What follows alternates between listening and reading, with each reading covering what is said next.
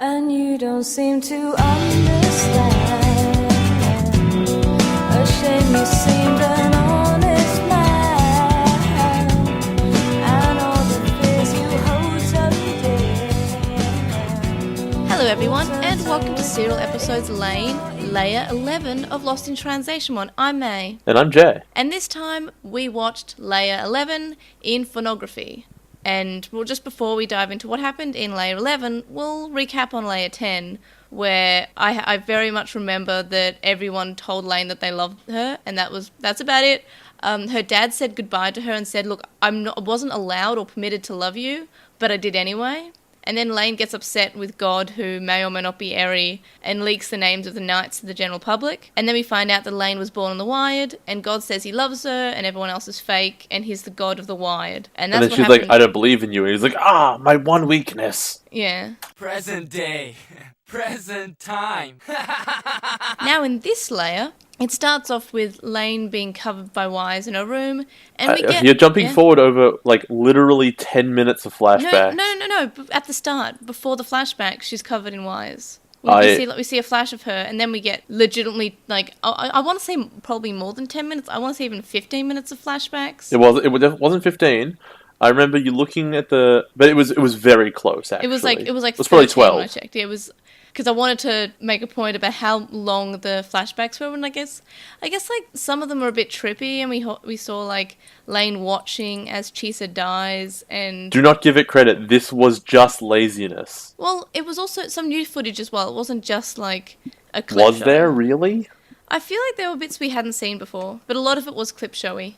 So God congratulates her after all this and says, look, congratulations for emulating your Navi in your own brain, and you can see and hear everything that's going on. And then he warns her about this hardware capacity, and she's like, am I a machine? He's like, no, you're not hardware, you're software, but you're sentient, and you're a computer program, but you have a physical body. And this, I think this upsets Lain a little bit, and then she trips out a bit. Well, she's obviously... So the confirmation is that she has a human body. She's not herself a robot, but something has been installed in her, and now she's learned how to modify herself. Yep.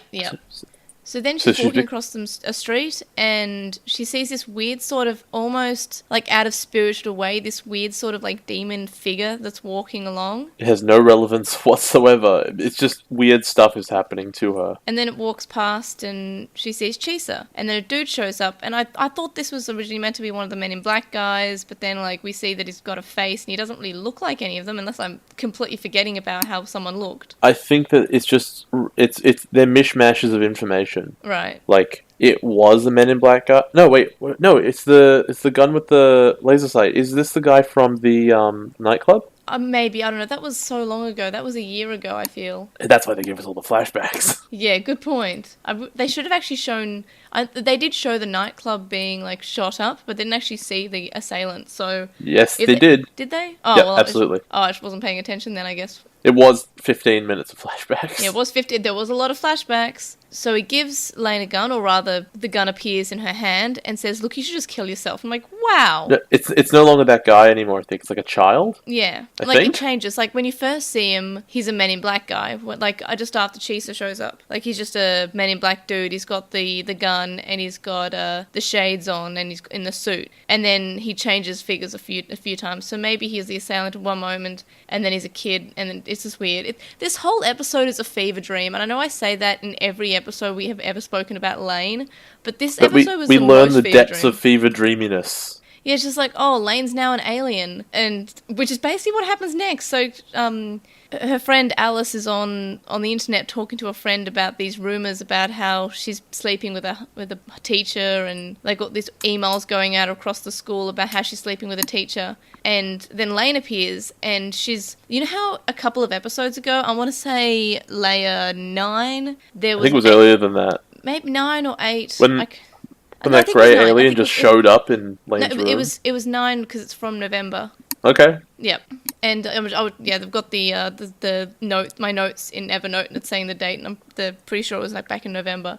So remember how there was like an alien that just showed up at Lane's door for no reason for about a minute, and Lain just like frowned at it, and that's That all was we to got. set up for this. Yeah, so now I think that since it's the alien with the sweater and Lane's head on it instead of the grey head, I'm not sure if it's mean to imply that Lain was seeing herself appear at her door. I don't think so. Like maybe it was saying how there are two Lains and one of them's not from this world because she's from the Wide, and that may represent some alien thing. But yeah, she's got the long fingers and she's about the same height as the alien, and she's wearing a sweater. She's just got Lain's face. It's like someone photoshopped Lain's face onto the same design because they were like, okay, we don't have time to draw anything picking from a door, so we're just going to take this asset and put Lain's face on it. You know, that thing that normal people do. Yeah, but that's all I can think of it being any significance, because I remember being really confused when the alien showed up because there was no reason for this alien to be showing up, right? There is now? I guess Like, this is one now. of those things where you go, payoff in the future, right?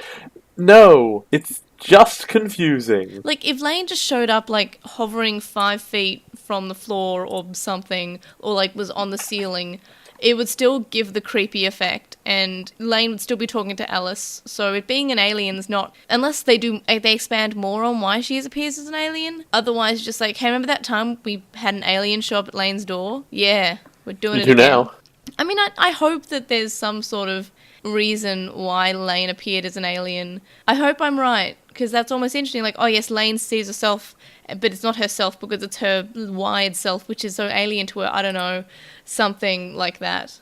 So Lain is talking to Alice about these rumours, about how she didn't send out the email and how she didn't tell everyone about the fact that she's sleeping with her teacher. And then they go to school and nobody remembers anything about the rumours with her teacher anymore.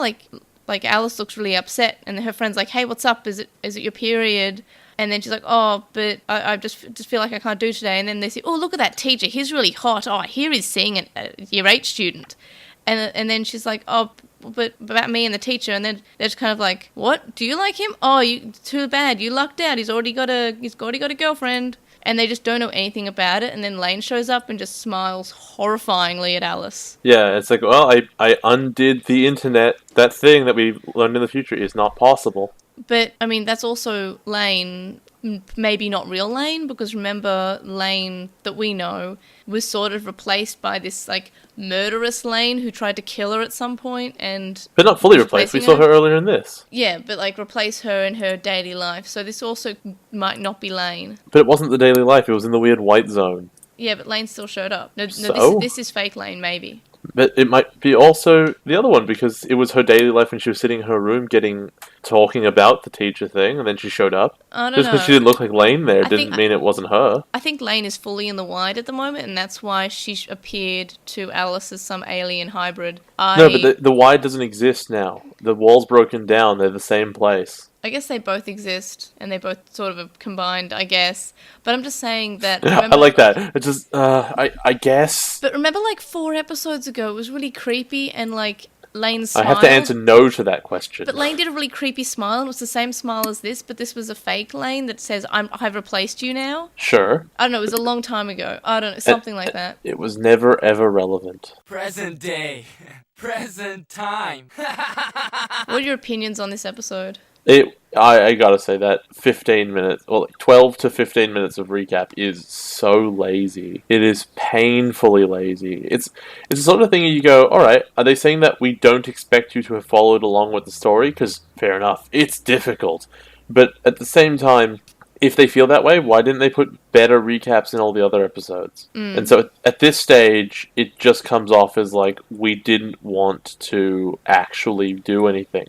Like, you know how a lot of TV shows have, like, a recap of 2 minutes long at the start of every episode, and if anything's going to be super relevant to that episode, it shows it. Like, they'll say, hey, remember this thing that happened, like, 10 episodes ago? And they'll Yeah, with reference Lain, it. they're like, there's too much stuff, we have to show you all of it.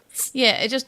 That they could have shown the assailant dude, they could have shown God talking to her, Lain being replaced by a fake Lain, the alien appearing for no reason at all, Just something, I don't know. But you could argue it's because Lain is meant to be an intelligent anime where you're meant to think about things and you're meant to, like, not need a recap that spoon feeds you. Yeah, then why give us relevance. 15 minutes of it? Yeah, this episode was very, like, I'm going to keep on saying it, but this episode was a fever dream, right?